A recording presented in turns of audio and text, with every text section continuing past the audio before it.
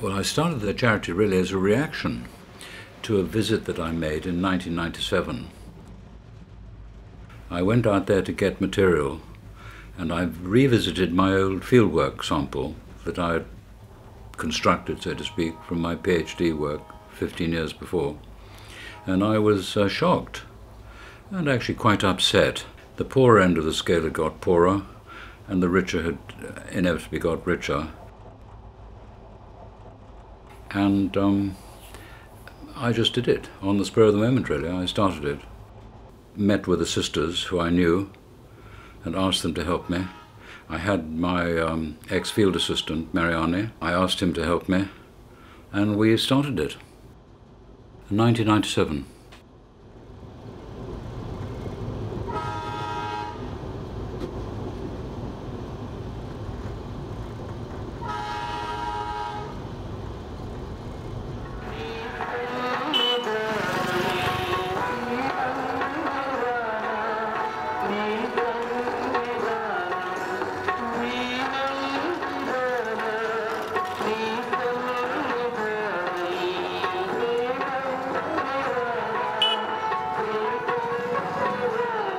I work in one main area, Divi Seema, where I did my fieldwork, which is an island in a delta, sticks out into the Bay of Bengal.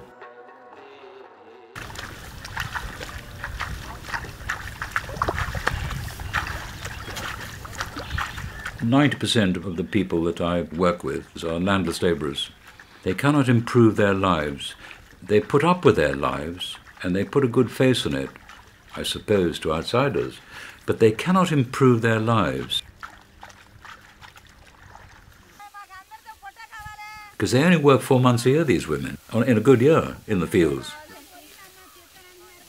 The husbands work 8 months, so between them they probably earn 75% of what they spend, so they're always in debt. They're always in debt to the moneylenders and to their landlords. But these people don't have safety nets, like the NHS or a benefit system.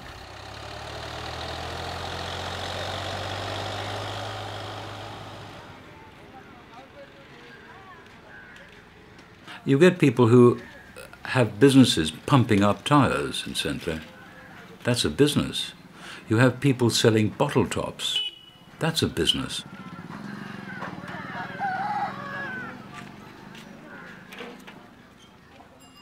The charity is a vehicle for getting loans to people who otherwise couldn't get them, except at extortionate rates from moneylenders.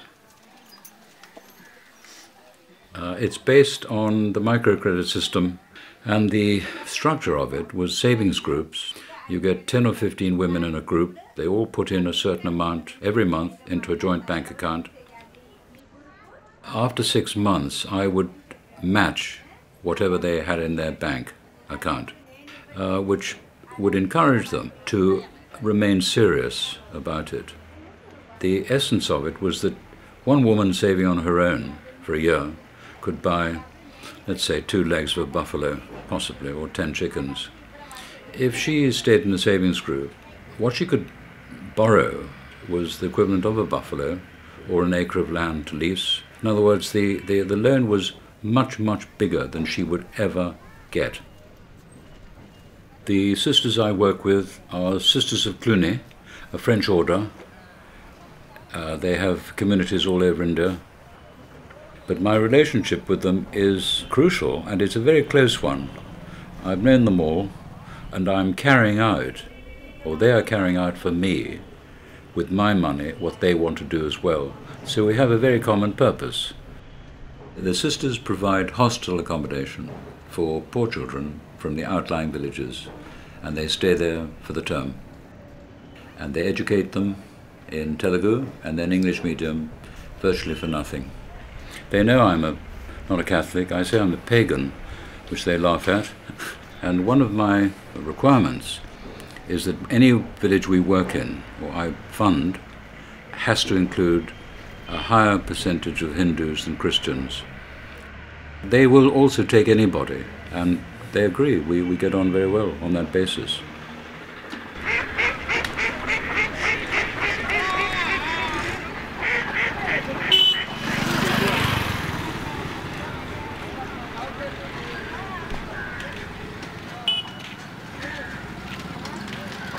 The key to the revolving loan, as opposed to a bank loan, is that when a woman repays her loan, it goes back to the same group. So there's always a corpus of money, and it's accreting. So let's say after 3 or 4 years, it's quite a sizable sum, and everybody knows in this group that they can now get access to quite large loans, and that binds them together, and it makes them wary of each other and looking after each other. And if anybody defaults, then my particular rule was that the whole group would then be disbanded. I would give them no more help. One of the add-ons to the savings group was access to services that we would provide through the sisters, of nursery schools and free medical. So there was a huge penalty for dropping out. What I found was that many of the women couldn't repay their loans in the time we gave them, which was a year, and so the other women would help them out. They'd repay their loans. The result of that is that no groups have ever defaulted, and that worked extremely well. It needed monitoring by the sisters. The sisters would go around, let's say once a month, to ensure that the money had gone into the bank account. Having passed through the loan stage, we then passed through a stage of training, of income-generating skills which women could do at home, with which they could then earn money. The most popular one was sewing, what they call stitching. We trained 150 women in stitching, and in all we gave them 75 machines. We also trained about 50 women in other things like candle making, batik making. The really bright ones spent the money they earned from the assets that they gained from our loans, put their money into English medium education. English has now become the key language with which to get a good job outside the fields or outside a petty shop. There's one woman who took a series of loans from us, animals, leasing land, did well. We then trained her, gave her tutoring. She then set up a stitching business, and with that she educated. Her children had learned Telugu until about, let's say, the age of 13. She then took them out of Telugu school and put them into English medium school at cost on the back of her success. The girl has just won the top scholarship to get into an accountancy college in the big city. The boy wants to be a lawyer. The father is a scooter driver and the mother's a labourer.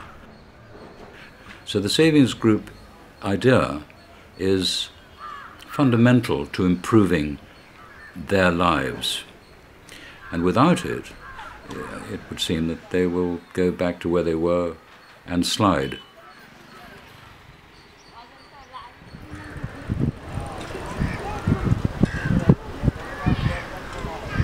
Sharada is another success story. She took loans from us, and with the profits from those loans, she put her son and daughter through English medium education. She lost her daughter a year ago, age 15, and she's now diverting her energy into starting a nursery school, and we're going to help her. She's found a derelict building in her village, which nobody will use. She's starting a nursery school for the poor children.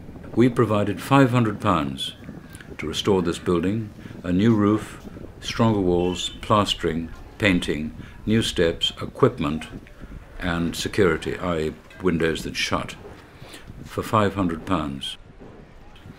This little building will possibly last in its present state for 10 years, in which time perhaps 250 children will have gone through and benefited. Small amounts have an enormous effect on a lot of people. These sisters want to start these savings groups in about 25 villages. At least 15 of them are inaccessible. They're inaccessible by public transport or even taxi. So they wanted £700 for a motor scooter, which I gave them. They're now using this motor scooter, and 2 days ago I had a long, lovely, loving letter. I've now gone to all the villages. We've set up 10 savings groups. So again, £700 has opened the door to, I estimate, about 1,500 women, families. And that's the cue for what I'm doing now, which is to focus on buildings, what I call artifacts, like motorbikes or microscopes. I gave one bunch of sisters a microscope that transformed their hospital. I'm very keen this time, actually, to go back and survey with the sisters disused buildings and see if we can get hold of them and use them also as dispensaries and nursery schools. I think that's the next step.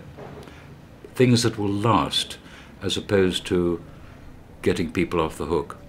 And not setting up, but encouraging institutions like the Children's Parliament.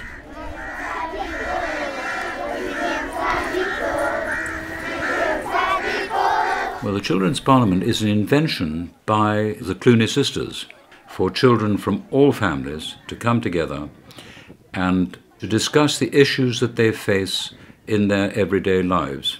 And they're organized into a parliament, like in Delhi and in Westminster. There's a prime minister, there's a minister for what they call foreign affairs, which is things outside the village. There's home affairs, which is behavior in the village. Part of the home office is drunkenness. Once a week, they discuss what's wrong with the village. There's no street lights, there's no sanitation, there's too much drunkenness, there's no shop. Each issue is presented by a minister. Having heard all the ministers, the children then vote which issue they want to present to their parents every month. Once a month they have an open session to which parents are invited. Having then presented it, they then say, well, we'll do something about it. We will set up a group of 2 or 3 to check that the lighting has whatever. Some of the parents, they then take the children to meet an official who records it, who may or may not send it on. But again, it's the key of the door. It gives them confidence. That's the big thing. They're their own people for a little bit.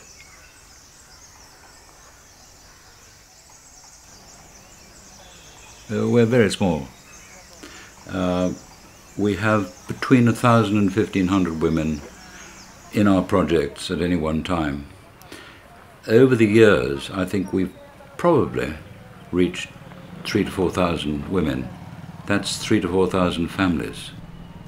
However, the great advantage of a small organization like mine is that we all know exactly where the money is going and what it's doing. Anyone who gives me money, I can tell them exactly where that money will go. And if they're interested, I can tell them in X years' time what's happened to it. The other advantage is that it doesn't need very much money. Any money that's put in to the project goes to the women, directly or indirectly, because there is absolutely no wastage. We have no overheads. I pay no salaries. The most expensive item is me going there, which I pay myself. I was thinking the other day, if somebody said, I'll give you £5,000, or we can accrete £5,000 per year for 5 years, it means that we can set up buildings, we can set up structures, we could even provide perhaps better services, like subsidize the education. We would know that we would have a future for these projects.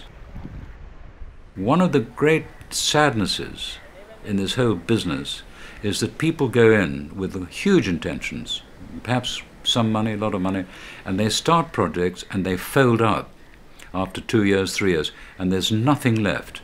Now the people are inured to this. They're used to disappointment. And that to me is very sad. I'm not raising anyone's expectations, but I think continuity, the reason I admire the sisters so much is because they represent continuity. And I would like to help them continue.